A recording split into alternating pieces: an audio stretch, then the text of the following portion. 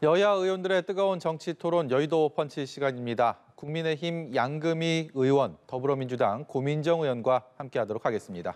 어서 오세요. 네, 반갑습니다. 네, 반갑습니다.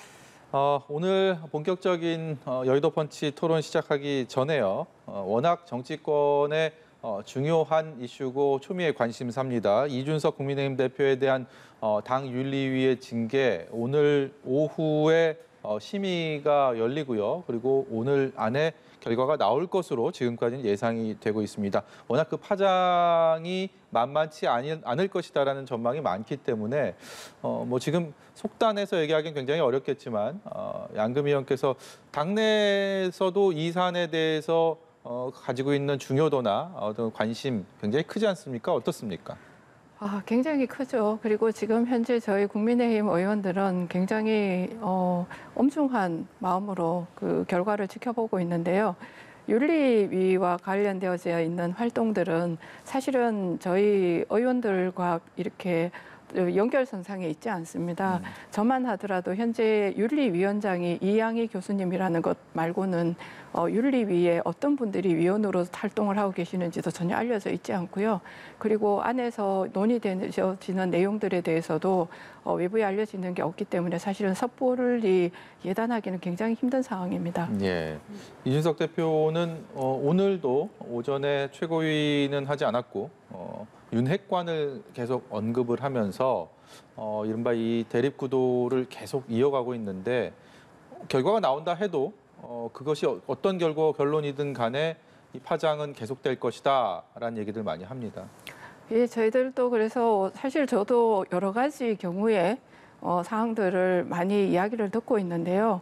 오늘 언론에 보니까 5가지 경우에 대해서도 다 이렇게 하나씩 이럴 상황일 때 이런 결과가 나올 거고 이럴 때 이렇게 될 것이다라고 하는 걸 굉장히 일목요연하게 언론에서 이미 정리를 다 해두셨더라고요. 예, 그래서 저도 그걸 굉장히 재밌게 읽었습니다. 예, 알겠습니다. 그러면 여의도 펀치의 오늘의 키워드 보고 본격적인 토론 시작하도록 하겠습니다.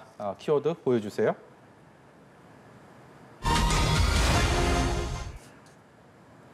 네, 국정원입니다. 2020년 서해 공무원 피격 사건 그리고 2019년 탈북 어민 강제 북송 사건 이 관련 국정원이 2명의 전직 국정원장을 동시에 검찰에 고발했습니다. 정치적 중립을 표방하는 정보기관이 이 정치 공방이 한창인 이 사건과 관련해서 그것도 전직 수장을 고발했다. 매우 이례적이다라고 볼 수밖에 없는 것 같습니다. 민주당에서는 국정원이 정치 활동 시작한 것이다라고 비판을 했고요. 거기에 대해서 강도 높은 비판을 이어가고 있습니다. 현재 분위기는 좀 어떻습니까? 이 사안을 보는 고민정 의원의 시선은 또 어떠시고요? 말씀하신 대로 이제 국정원은 정치 개입의 신호탄을 쏘아올린 것이라고 보고 있고요. 사실 그동안 이제 국정원에서 국내 정치에 많이 개입되어 왔기 때문에 그래서 국내 정보 수집하는 기능도 시스템적으로 없앴지 않았습니까? 네. 그 악영향들을 이제 차단하기 위해서인데요. 과거의 납치 조작 같은 것으로 인해서 많은 그 오욕의 역사들을 갖고 있는 국정원인데 다시금 이 정치 개입을 하려는 것으로 보여서 굉장히 조금 우려스럽다는 말씀을 드리고요.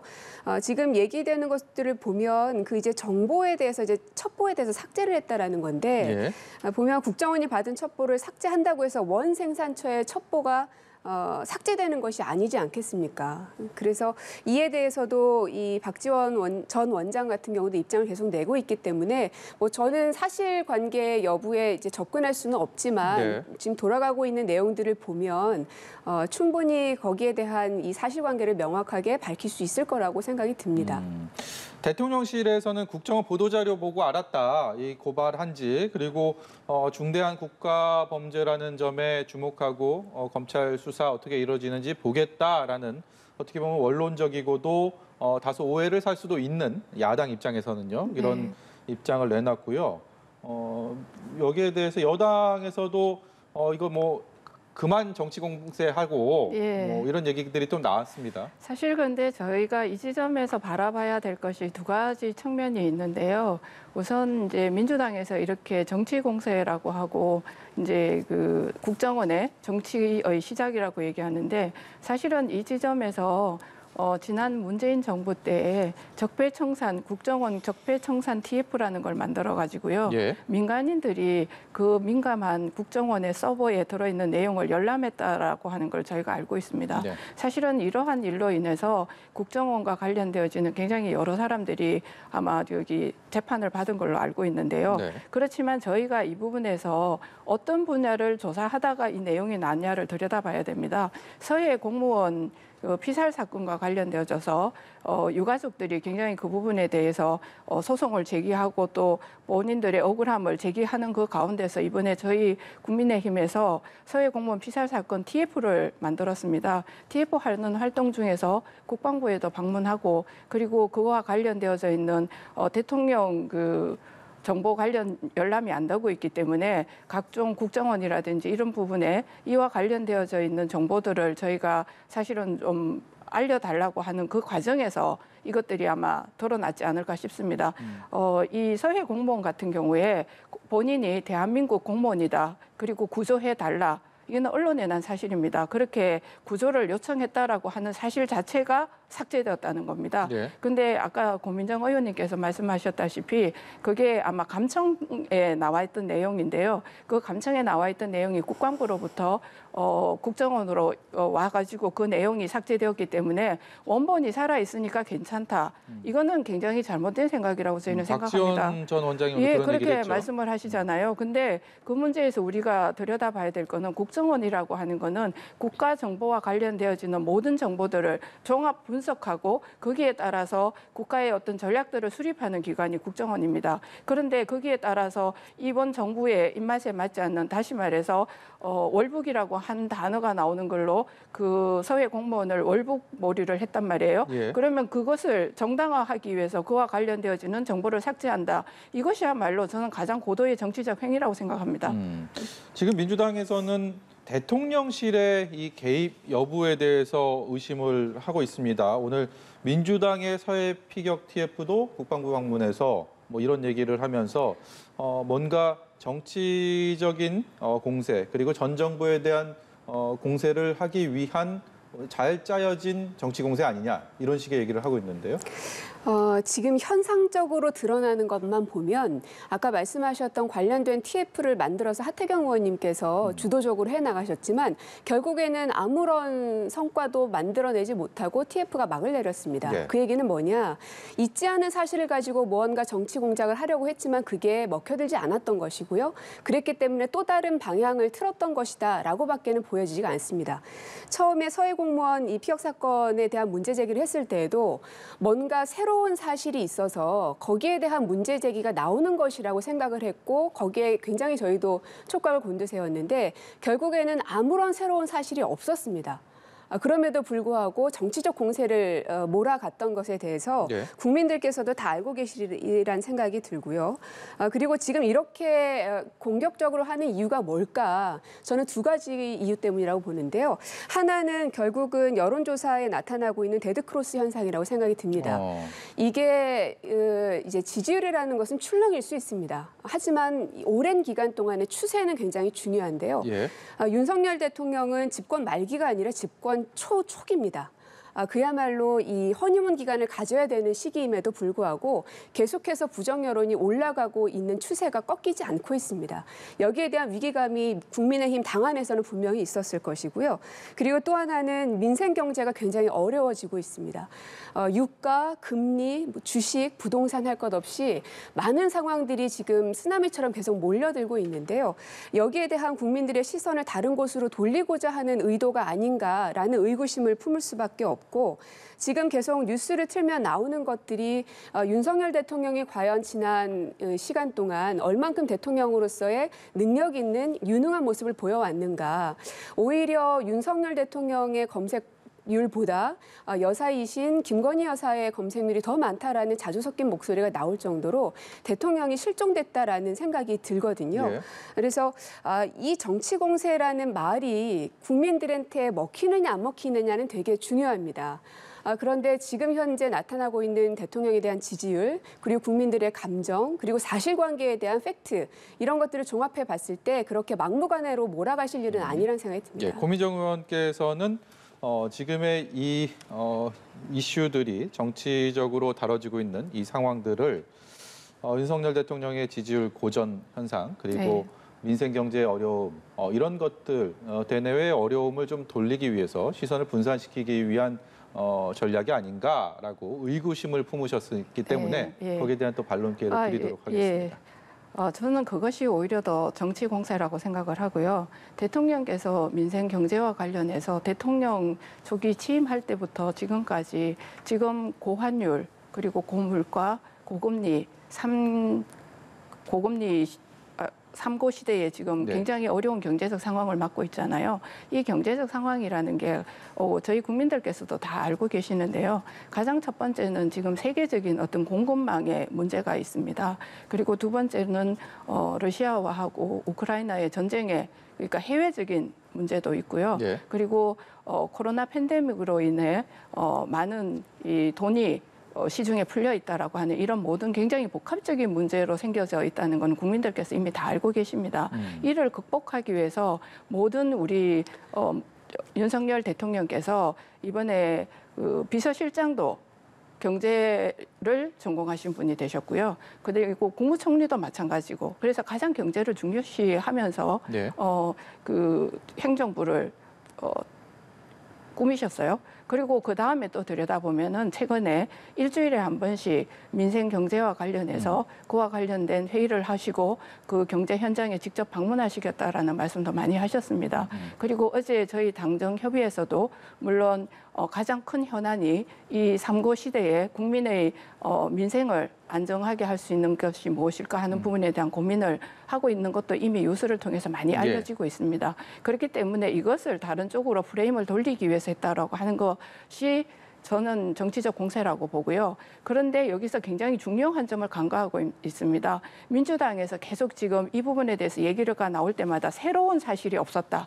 이렇게 지금 얘기를 하고 있는데요. 새로운 사실을 발견하기 위해서 대통령 정보 공개를 요청했는데도 그것이 지금 안 되고 있는 상황입니다. 그다음에 두 번째로 여기에 들여다볼 때 여기서 우리가 주목해야 될 점은 우리 국민의힘이 이 문제를 중요하게 다루는 데는 가장 중요한 거는 우리나라의 공무원, 서해 공무원이 살릴 수 있는 6시간의 시간이 있었음에도 그분을 살리지 못했다는 거예요. 네. 그리고 그 살리지 못한 그 이면들을 이번에 조사하면서 TF에서 아무것도 찾은 게 없다고 그랬는데요. 찾은 게 있죠. 왜냐하면 거의 6시간 동안 청와대에서 한 번도 그분을 구하기 위한 어떤 노력이나 역할이 없었다는 거예요. 그런 부분. 그리고 두 번째로 이 서해 공무원을 월북머리로 몰아가는 그 과정에서 청와대가 어떻게 개입했다라고 하는 것까지 다 드러났습니다. 그러면 지금 여기에서 지금의 현재 대한민국 민주주의 국가에서 가장 중요한 것이 무엇이냐 하면 대한민국 국민의 생명과 인권에 관한 문제입니다. 그 문제가 왜 이렇게 되었을까를 살펴보는 과정이 어떻게 정치적 공세라고 할 수 있습니까? 그 가운데에서 지금 국정원의 이 정보 삭제 사건도 찾아내게 된 거라고 저는 바라보고 있거든요. 이 부분을 정치적 공세라고 몰아가기에는 굉장히 문제가 있고요. 이것이야말로 저는 국정농단이라고 생각합니다. 본인의 어떤 정치적 아니면 그 정부의 정치적 어떤 성향에 따라서 그 시스템, 법에서 정해진 시스템을 마음대로 농단한 거죠. 그래서 이런 부분들은 우리가 굉장히 중요하게 바라봐야 되고 잘못된 것은 찾아서 다시 되돌릴 수 있는 매뉴얼을 만들고 그 매뉴얼에 따라서 앞으로는 이런 일이 다시 발생하지 않도록 하기 위해서 저희가 이런 일을 하는 것이지 사실은 이걸 정치적 공세라고 하고 있는 일은 아닙니다. 예. 제가 한 가지 말씀드리고 싶은데 조금 전에 새로운 사실을 발견하기 위해서 대통령 기록물을 들여다보려고 했다. 그러나 그게 되지 않았다라는 말씀하셨는데 바로 이겁니다. 새로운 사실을 가지고 문제 제기를 하셨어야 되는데 새로운 사실을 가지고 있지 않으면서도 무작정 이 기록물을 들여다보겠다고 하셨던 거거든요. 그리고 이 기록물이라는 게 별게 아닙니다. 결국은 대통령께서 어떠한 보고를 받았는지를 보겠다는 건데요. 그 보고는 국방부에 다 있습니다. 국방부 장관은 이미 윤석열 정부의 장관이기 때문에 해당되는 모든 문서들을 다 갖고 있고 보고했을 겁니다. 그럼에도 불구하고 무엇을 더 들여다보겠다라고 하는 것인지 새로운 팩트를 가지고 이걸 확인하기 위해서 들여다보겠다라면 모르겠지만 그런 것조차 아무것도 없이 하겠다는 건 정치 공세라는 얘기고요. 예. 또 앞서서 대한민국에 대한 그 정세 분석에 대해서는 저도 공감하는 부분이 있는데 경제 문제 말씀하셨고 그 국방 문제, 안보 문제 말씀하셨고 또 팬데믹을 말씀하셨는데요. 맞습니다. 이 부분은 국민의힘도 민주당도 공히 공감하는 대한민국의 가장 큰 세 가지 사안입니다. 그러나 경제에 관련해서 민생경제회의 매주 하겠다고 하셨는데요. 그거는 원래 해야 되는 일입니다. 이제 와서 일주일에 한 번씩 하겠다는 게 자랑거리는 아니거든요. 그리고 국방안보 관련해서는 그것을 문제 해결하기 위해서 나토까지 갔다 오셨는데 그 이후에 우리 국민들의 머릿속에 남아있는 건 아이스크림 먹고 김건희 여사님의 그 어떤 의상에 관련된 내용이거나 혹은 그 빈 화면을 바라보고 있는 연출된 대통령의 사진 이런 것들밖에 기억에 남지 않습니다. 그리고 팬데믹 복지부 장관이 거기에 수장입니다. 그러면 자신들과 이 정치적 성향을 같이 가든 가지 않든 상관없이 이 팬데믹 상황을 극복하기 위해선 그 누구보다 복지부 장관을 임명하는 것에 공을 들여야 하는데 어떻습니까? 정호영에 이어서 김승희까지 본인들 스스로도 인정할 수 없는 사람을 장관 후보자로 지명했던 게 윤석열 대통령입니다. 여기에 대한 반성과 사과가 있어야 된다고 생각합니다. 지금 주제에서 조금 더 좀 벗어난 얘기까지 언급을 하셨는데 예, 저희가 앞서서도 그 얘기를 했습니다. 이제 이 TF라는 게 네. 국민의힘에도 있고 민주당에도 있습니다. 서해 뭐 이름은 조금 다르지만 서해 피격 TF 결국은 이런저런 얘기들 결국은 진실은 무엇인지를 좀 찾고 거기에 대해서 앞으로 해결책을 좀 도모해보자, 찾아보자 이런 차원인데 네. 각 당에 있는데 각 당의 목소리는 달라요. 그래서 계속 이게 지리멸렬하게 정치 공방으로 이어질 바에는 뭐 국정조사라는 것도 있고요. 그리고 상임위, 국방위에서도 할 수 있지 않습니까? 네. 그런 것들을 여야가 좀 함께 참여해서 이런 진실을 찾는 것도 매듭을 짓는 것도 국민들은 좀 바라고 있지 않을까라는 생각이 드는데요. 거기에 대한 견해를 두 분께 좀 네. 듣고 싶은데요. 그래서 전 국정원장들을 고발하는 것으로 방향을 틀었다는 겁니다.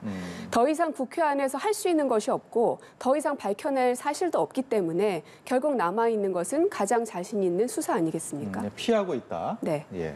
아닙니다. 지금 앵커님께서 말씀하셨던 내용들은 사실 원이 국회의 원구성이 다 완성이 되면은 충분히 할 수 있는 일이고요. 또 그렇게 접근해야 된다고 저희들은 생각하고 있습니다. 네. 그리고 이것에 대해서 저희는 서해 공무원 피살 사건에 관한 진실을 찾기 위한 TF를 구성했는데 반해서 네. 사실 민주당에서는 그것이 저희가 만든 TF 지금과 해가가는 모든 일의 과정이 대통령실에서 뭔가 개입하지 않았나 하는 부분을 조사하기 위한 TF였습니다. 그러면 어떤 게 더 정치적 공세라고 할 수 있겠습니까? 저는 그 점을 말씀드리고 싶습니다. 알겠습니다. 이 얘기는 앞으로도 계속 좀 이어지지 않을까라는 생각이 듭니다. 검찰에 또 고발했기 때문에 검찰에서는 관련된 또 수사를 이어갈 것이고 앞으로도 이와 관련한 얘기를 좀 이어갈 수 네. 있을 것 같다라는 그런 생각이 들어서요. 이 토론은 여기까지 하도록 하겠습니다. 여의도 펀치 두 번째 주제어로 넘어가 보도록 하겠습니다. 보여주십시오. 네, 동행 함께 가다 굉장히 좋은 얘기인데요. 대통령실의 비서관의 부인, 그러니까 민간인입니다. 민간인. 윤 대통령 부부의 나토 정상회의 순방 일정에 동행한 것을 두고서 비선 보좌하다, 뭐 이런 얘기들 논란이 불거졌습니다. 대통령실은 해명에 나섰는데 윤 대통령 부부의 사적 인연을 바탕으로 한 민간인이 공적 업무에 개입했다라는 비판 이어지고 있습니다. 이와 관련된 얘기 해보도록 하겠습니다. 이원모 인사비서관 배우자 신모 씨 나토 순방 동행했고 민주당은 개명 전 최순실 씨까지 소환을 하면서 국기문란이다라고 비판하고 있습니다. 고 의원께서 보시는 가장 큰 문제점은 어디에 있다고 보십니까? 사실은 이제 이런 사안이 하나 터지면 그 문제점이 딱 하나 혹은 두 개 정도가 발견이 됩니다. 그러면 거기로 집중적으로 이제 공략을 하지요. 그러나 이번 사안 같은 경우는 너무나 문제점들이 많습니다. 그래서 하나를 집중하기가 어려울 정도인데요. 예. 그 대통령실에서 이 사안과 관련해서 이제 브리핑을 한 걸 보니까 김건희 여사만을 수행만 한 게 아니라 전체 일정을 기획하고 지원하는 업무를 했다라고 했는데요. 굉장히 심각한 얘기입니다. 대통령의 일정과 동선, 장소 이 모든 것들은 1급 보안입니다. 아직 실행되지 않은 것들은. 그래서 이제 저도 청와대 안에서 근무했었기 때문에요. 순방이 이루어지기 전에 일정 시간 전에는 그 사전 답사팀을 제외하고서는 대변인을 포함해서 그 어느 누구도 그 정보에 접근할 수가 없습니다. 왜냐하면 대통령의 그 안위도 걱정을 해야 되고요. 왜냐하면 다른 나라와 다 겹치는 곳이지 않습니까? 테러에 대한 위협들도 있을 수 있고, 혹은 이제 국내에 있는 여러 기업에서 로비를 할 수도 있고요. 여러 가지 경우의 수들이 있기 때문에 그 동선 하나 공개하는 것조차도 대통령실 안, 저희로 따지면 청와대 안에서도 굉장히 보안을 유지해야 되는 게 이겁니다. 그런데 여기에 그냥 민간인이 아무 문제 없이 공유가 된 것이거든요. 근데 더 심각한 것은 여기에 대해서 이제 권성동 원내대표께서도 말씀하셨던데, 민간인이 왜 조력할 수 없냐, 할 수 있는 거 아니냐, 라고 얘기하셔서 저는 말문이 막힐 지경이었거든요. 그러니까 대통령이 얼마나 중요한 위치에 있고 그 동선 하나가 1급 보안에 해당되는 그 중요한 것이라는 걸 원내대표조차 인지하지 못하고 있다는 뜻입니다. 그렇다면 과연 이 사람을 누가 결재를 해서 수행원으로 이 사인을 했는가도 따져볼 문제이고요. 그리고 인사비서관의 부인이기 때문에 인사비서관 또한 부인이 비선으로 허용되는 것을 지켜만 보았었던 거고, 대통령의 우중을 잘 반영하는 걸 도움을 받기 위해서 이분을 채용했다고 하셨는데, 그 역할이 의전비서관이 해야 될 역할입니다. 그러면 의전비서관은 본인의 자리에 있을 이유가 없습니다. 그러므로 인사비서관과 의전비서관은 경질돼야 마땅하다고 보고요. 이 사안에 대해서 그냥 대충 쉽게 넘어갈 사안은 절대 아니라는 점, 누구보다 윤석열 대통령께서 잘 아시리라 생각이 들고, 아마 대국민 사과까지 하셔야 문제가 끝날 거라고 생각합니다. 지금 대통령실에서는 뭐 이해 충돌 여지도 없고 별 문제될 게 없다. 오랜 인연이 있었고 능력을 갖춘 인사이기 때문에 큰 문제는 없다라고 얘기했고, 또 일각에서 얘기하고 있는 대통령 부인, 영부인을 보조하는 제2부속실이 필요한 거 아니냐라는 거에 대해서도 오늘 일축했습니다. 그럴 계획 없다. 여기에 대한 입장도 좀 듣고 싶은데요. 예. 제가 이 이야기를 하면서 민주당에서 뭐 국기문란이다, 뭐 이렇게 국정농단이다, 이런 표현을 쓰시더라고요. 그래서 제가 국정농단에 대해서 한번 찾아봤습니다. 그랬더니 나라의 정사를 마음대로 쥐락펴락하는 것이라고 하더라고요.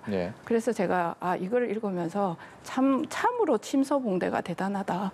이거야말로 대단한 정치 공세다. 이렇게 바라보는데요. 우선 이게 법적으로 한번 살펴보겠습니다. 대통령이 해외에 순방을 할 때에는 기타 수행원을 둘 수 있게 법적으로 되어 있습니다. 그곳에는 의사나 아니면 미용사나 아니면 통역관이나 그리고 기타 다른 보조원을 기타 수행원으로 등록해서 같이 갈 수 있도록 법적으로 이미 되어 있습니다. 그래서 그 부분에 대해서 이미 그 법적 절차를 마쳤는 걸로 알고 있고요.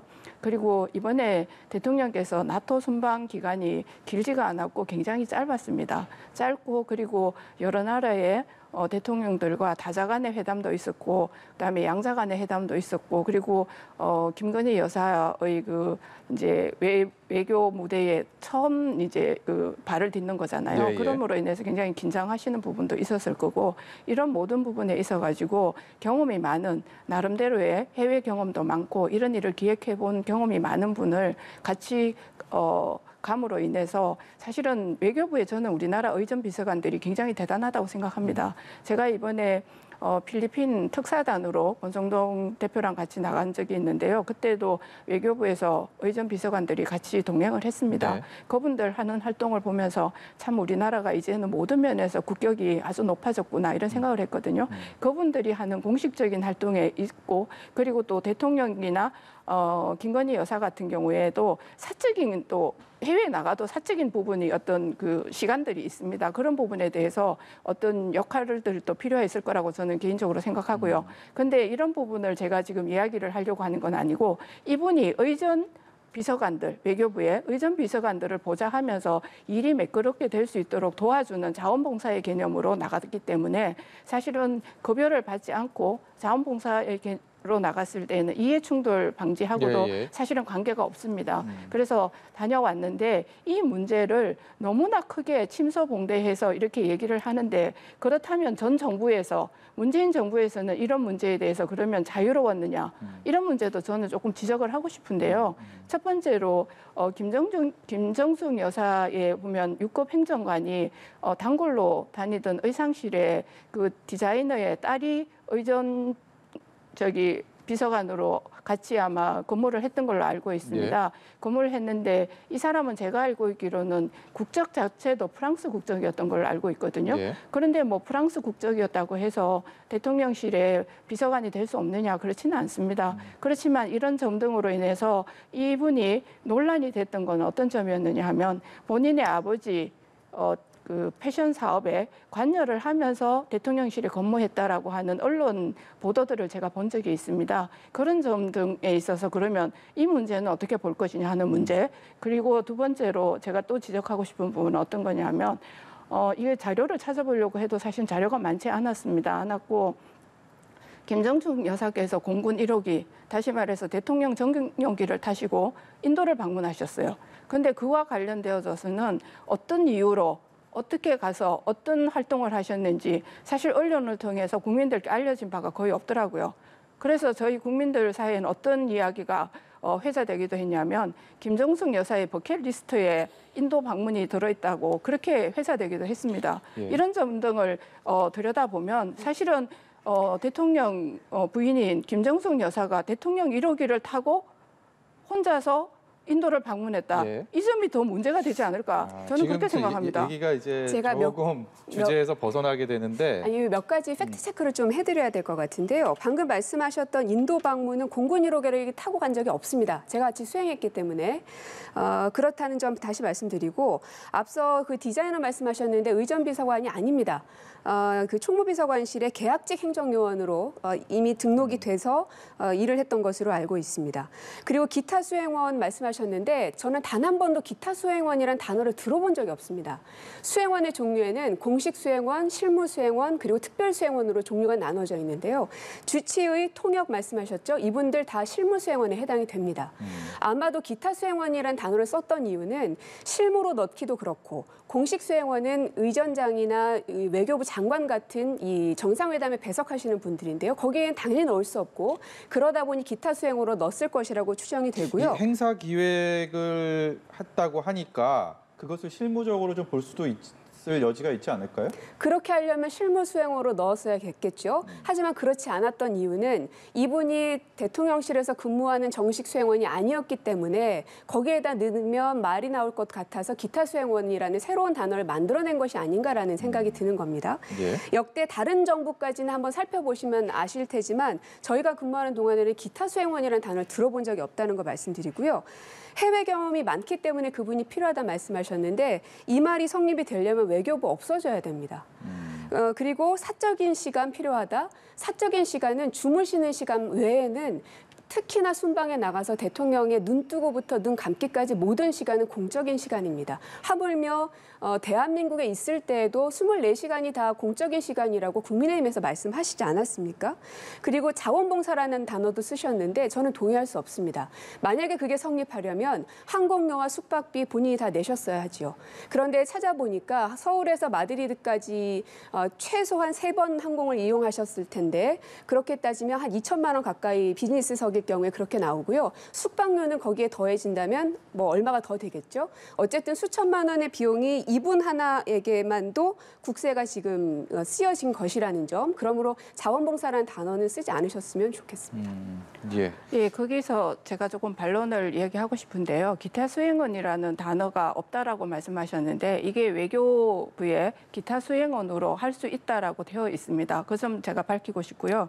그리고 이분이 자원봉사라고 하는 말을 하지 않았다고 하는데 자원봉사라고 하는 거는 본인이 수행한 업무에 대해서 대가를 받지 않았기 때문에 자원봉사라고 말씀드렸던 거고 그리고 저도 지역구에서 활동을 하게 되면 지역구에 제가 급여를 주는 저희 직원들이 있습니다. 그리고 직원 외에 당원들이 있을 수도 있고요. 그리고 또 같은 전문가 그룹들이 있을 수 있습니다. 이런 분들하고 관련되어진 어떤 세미나를 하거나 행사를 하게 될 때에 제가 그분들에게 급여를 주지 않고 이분들은 순수하게 저를 위해서 와서 일을 해주게 되면 같이 밥을 먹을 수도 있고, 그리고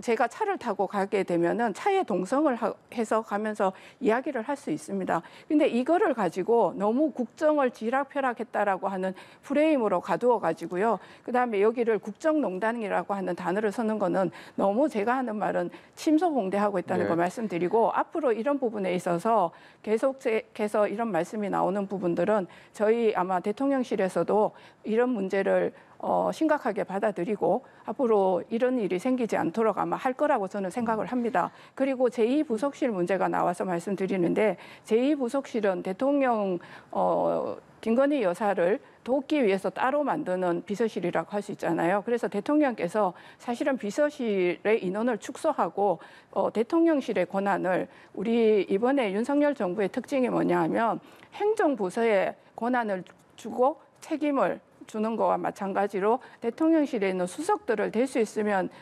줄여가는 방법으로 대통령실을 축소했습니다. 거기에 반해서 제2부속실을 만든다는 거는 사실은 거기에 역행하는 거고요. 김건희 여사를 수행하거나 의전을 담당하는 비서들을 제1부속실 안에 저희는 두면 된다고 생각하거든요. 그런 점은 충분히 저희가 고려해서 앞으로 이런 부분들에 대해서 아마 대통령실에서도 더 국민들의 이해를 구할 수 있도록 해 나갈 거라고 생각을 합니다. 이게요, 1부속실하고 2부속실이 따로 있는 이유가 다 있는 겁니다. 영부인조차도 대통령의 국정 운영에 개입되지 않게 하기 위한 칸막이를 만들기 위한 역할이 있는 것이거든요. 그런데 2부속실이라는 걸 없앤다는 약속을 지키기 위해서 그냥 1부속실에 다 같이 통틀어서 들어간다? 그거는 영부인의 국정 개입을 문을 열어놓는 것이 된다는 겁니다. 그런데 이미 2부속실은 절대로 만들지 않겠다. 지금도 역시 마찬가지로 그 뜻을 갖고 계신다면 김건희 여사께서 후보 시절에 말씀하셨던 아내로서의 역할만 하겠다, 나머지는 하지 않겠다라는 그 약속을 지키십시오. 그러면 순방을 나갈 때도 대통령 혼자만 나가셔도 되고요. 앞으로 대통령 모든 일정에 여사는 보이지 않는 것이 맞지요. 그렇게 해서 약속을 지키든지, 아니면 차라리 약속을 파기하고 2부속실을 만들어서 대통령의 국정 운영에 영부인이 개입할 여지 자체를 차단하시는 것이 맞다는 얘기입니다. 제가 거기서 또 한 가지 더 말씀드리면, 대통령 제1부속실에 김건희 여사와 관련되어지는 보좌진을 둔다고 해서 제1부속실의 다른 부처의 비서들하고 그러면 업무가 교차가 되느냐? 아닙니다. 비서들은 자기가 담당하는 업무만 수행하면 되기 때문에 그 부분에 대한 거는 과한 걱정인 것 같고요. 그리고 조금 전에 말씀하셨는데, 지금까지 김건희 여사의 행보를 보면 사실은 이제까지 역대의 대통령 부인들 만나서 인사하는 과정이 한 번 있었고요. 저희 당의 국민의힘의 4선, 5선 사모님들 만나서 부족함이 많으니 많이 도와달라, 이렇게 인사 정도 했습니다. 그것을 가지고 과연 내조가 아닌 다른 정치적 행보라고 볼 수 있느냐 하는 것하고요. 그리고 또 한 가지, 국제적 행사에 대통령 부인으로서 참여해서 국가의 품격을 높이는 일은 굉장히 중요한 일입니다. 그것마저 하지 말고 대통령 혼자 나가시라, 그건 굉장히 과한 요구라고 저는 생각합니다. 그래서 후보 시절부터 그거는 말이 안 된다고 계속 말씀드렸지만 본인께서 안 하겠다고 하셨으니 약속을 지키라는 겁니다. 이 문제가 어떻게 매듭을 짓게 될까요? 지금은 예단할 수는 없습니다만 대통령의 첫 번째 해외 순방에서 불거진 일이고요. 앞으로도 해외 순방, 해외 외교는 계속 이어질 겁니다. 어찌됐든 간에 현명한 결론을 내야지만 비슷한 이런 논란이 앞으로는 반복되지 않겠죠. 거기에 대해서 기대감을 갖고요. 오늘 토론 여기서 마치도록 하겠습니다. 지금까지 국민의힘 양금희 의원, 그리고 더불어민주당의 고민정 의원이었습니다. 고맙습니다. 감사합니다.